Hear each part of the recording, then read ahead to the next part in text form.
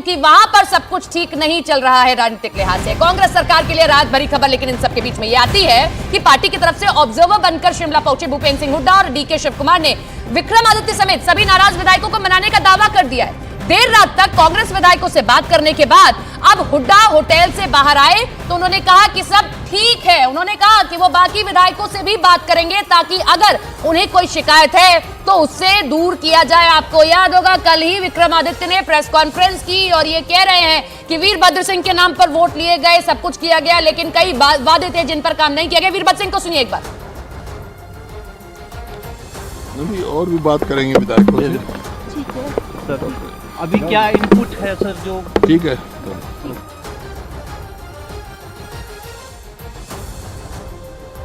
नहीं, और भी बात करेंगे विधायकों से। ठीक है सर, अभी क्या इनपुट है सर? जो ठीक है भूपेंद्र हुड्डा को आप सुन रहे थे, ऑब्जर्वर बनकर गए हैं और ये कहा जा रहा है कि बातचीत की तो सब कुछ ठीक हो गया। इधर पूर्व सीएम वीरभद्र सिंह के बेटे विक्रमादित्य के तेवर नरम पड़ गए हैं। वो अब इस्तीफा मंजूर करने के लिए मुख्यमंत्री सुक्खू पर दबाव नहीं डालेंगे और इसकी जानकारी हिमाचल के प्रभारी बनाए गए राजीव शुक्ला ने दी है। उन्होंने बताया कि सीएम सुखविंदर सिंह सुक्खू ने कहा है कि वो विक्रमादित्य सिंह का इस्तीफा स्वीकार नहीं करने जा रहे हैं। विक्रमादित्य सिंह भी इस बात पर भी सहमत हो गए हैं कि वो इस्तीफे के लिए जोर नहीं डालेंगे। इनको मुख्यमंत्री जी ने कहा है कि हम इनका इस्तीफा स्वीकार नहीं कर पा रहे हैं। इन्होंने हाईकमान ने भी इनसे कहा, उनसे बात हुई, जो हमारे ऑब्जर्वर्स हैं उनसे सबसे बात हुई और इसके बाद अब ये तय किया है कि ये आप अपने इस्तीफे पर दबाव नहीं डालेंगे, प्रेस नहीं करेंगे। पार्टी के दोनों ऑब्जर्वर भूपेंद्र सिंह हुड्डा और डीके शिव कुमार से बात करने के बाद विक्रमादित्य ने कहा कि इस्तीफा देने और इस्तीफा स्वीकार करने का दबाव बनाने में फर्क है। उन्होंने ऑब्जर्वर के सामने अपनी बात रखने का दावा किया और कहा कि जब तक कुछ निर्णय नहीं होता तब तक वो अपने इस्तीफे को लेकर सीएम पर कोई दबाव नहीं डालेंगे। ऑब्जर्वर्स के साथ जो वर्तमान परिस्थितियां बनी हुई है उसके बारे में उनको जानकारी दी है, इसलिए जब तक इसका निर्णय नहीं लिया जाता तब तक मैं अपनी रेजिग्नेशन को प्रेस नहीं करूंगा और फाइनल आउटकम जो है वो आने वाले समय में लिया जाए। विक्रमादित्य के तेवर नरम पड़ गए हैं। आप कह रहे हैं कि देखिए पार्टी जो कहेगी वो किया जाएगा, जो पार्टी के लिए उचित होगा वो करेंगे, लेकिन अब आगे क्या आपके जहन में भी यही चल रहा होगा? तो जो अब ऑप्शंस बचे हैं कांग्रेस के पास में वो हम ग्राफिक्स आपको दिखा देते हैं। और सबसे बड़ी भूमिका इस वक्त तो स्पीकर की हो जाती है कि स्पीकर के पास में बहुत बड़ा एक निर्णय है कि अगर वो जो 6 हैं उनको अमान्य घोषित कर देता है, रद्द कर देता है उनकी मान्यता को, तो फिर ये जो आंकड़ा है जो अभी 65 का है वो घटकर 62 हो जाएगा और ऐसे में 25 का ही बहुमत का आंकड़ा बच चाहिए।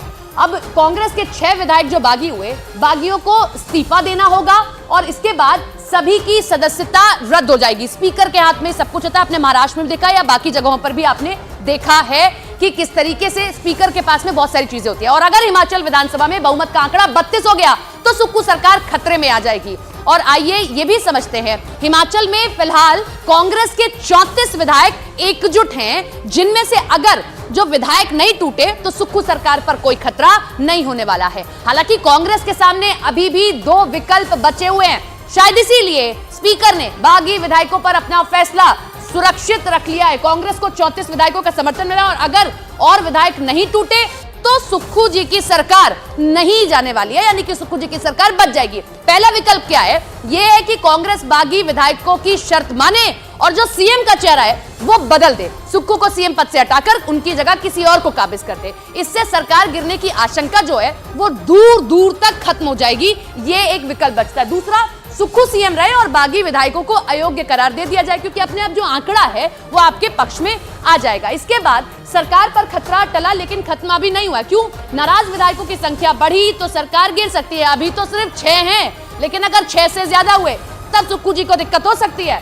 कांग्रेस के बाकी 34 विधायक एकजुट रहे तो सरकार को कोई खतरा नहीं है। यानी कि 2 ही ऑप्शन है, या तो आप मुख्यमंत्री का चेहरा बदल दीजिए या फिर सबसे बात करिए और बात कर को सबको एकजुट कर लीजिए। तो इतना सब होने के बाद हिमाचल में कांग्रेस सरकार पर खतरा भले ही टल गया हो, लेकिन पूरी तरह से खत्म नहीं हुआ। वो कैसे, ये भी जान लीजिए। अगर हिमाचल कांग्रेस में नाराज विधायकों की संख्या बढ़ी तो सरकार गिर जाएगी, जो हमने आपको पहले ही बताया। और अगर कांग्रेस के बाकी 34 विधायक एकजुट रहे तो सरकार फिलहाल खतरे में नहीं है। और इधर शिमला में बीजेपी विधायक दल की बैठक हुई, जिसमें बीजेपी के सभी 25 विधायकों ने हिस्सा लिया है। बैठक के बाद बीजेपी विधायकों ने कहा कि कांग्रेस सरकार ज्यादा दिनों की मेहमान नहीं बची है। बीजेपी भी अपनी रणनीति तय कर रही है कि किस तरीके से अगर वहां सरकार गिरती है तो यहां पर सभी विधायकों को एक साथ लाया जाए, नंबर अपने हाथ में लिया जाए। और 25 विधायकों ने हिस्सा इस बैठक में लिया, जिसमें आपको जयराम ठाकुर भी दिखाई दे रहे होंगे।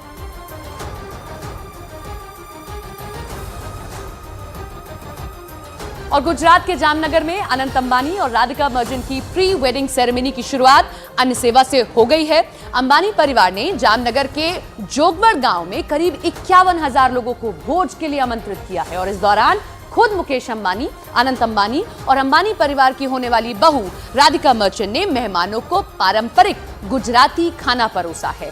जोगवड़ गांव रिलायंस टाउनशिप के अंदर आता है और जहां रिलायंस इंडस्ट्रीज लिमिटेड के चेयरमैन मुकेश अंबानी और रिलायंस फाउंडेशन की चेयरपर्सन नीता अंबानी समेत अंबानी परिवार के बाकी लोगों ने 51,000 लोगों को खाना खिलाया।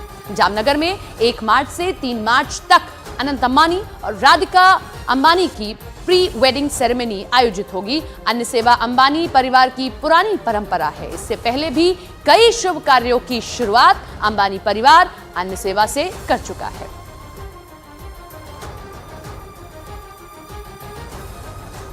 આપણે આજે અનંત ને રાધિકાનું સેલિબ્રેશન આપણે ગામથી શરૂ કર્યું। મારા મમ્મી પણ જામનગરના, આપણે બધા એક જ ગામના અને આ આપણે 30 વર્ષમાં જેટલું જામનગરમાં કર્યું છે એટલું આખી દુનિયામાં નામ કર્યું છે જામનગરનું, એના માટે તમારો। तो देखिए, जामनगर में अनंत अंबानी और राधिका मर्चेंट की जो प्री वेडिंग सेरेमनी है उसकी शुरुआत हुई और उसकी शुरुआत होती है अन्य सेवा से। आप देख सकते हैं तस्वीरों में अनंत अंबानी, देखिए खुद जो जामनगर के लोग हैं, क्योंकि 51,000 लोगों को भोज का ये निमंत्रण दिया गया, खुद अपने हाथ से परोसते हुए नजर आए हैं। राधिका मर्चेंट भी उनके साथ में नजर आई हैं। और ये पहली बार नहीं है, जब भी कोई ऐसा शुभ कार्य किया जाता है उससे पहले अंबानी परिवार इसी तरीके से अन्न भोजन कराता है। 51,000 लोगों को ये भोज के लिए आमंत्रित किया गया, जिसमें खुद अंबानी परिवार के लोग शिरकत करते हैं। अनंत अंबानी, अंबानी परिवार की होने वाली बहू राधिका मर्चेंट ने मेहमानों को पारंपरिक गुजराती खाना परोसा है। 3 तस्वीरें आप देख सकते हैं। जोगवड़ गांव रिलायंस टाउनशिप के अंदर आता है जहां ये भोज कराया गया। अनंत अंबानी और राधिका मर्चेंट की प्री वेडिंग सेरेमनी को लेकर पूरे जामनगर में उत्साह का माहौल है। मेहमानों के आने से पहले एयरपोर्ट को सजाया जा रहा है। एयरपोर्ट अथॉरिटी की ओर से एयरपोर्ट की साज सज्जा का काम जारी है। समारोह से पहले एयरपोर्ट को जामनगर बंधनी की थीम पर सजाया जा रहा है। देश विदेश से आए मेहमानों के स्वागत के लिए रजवाड़ी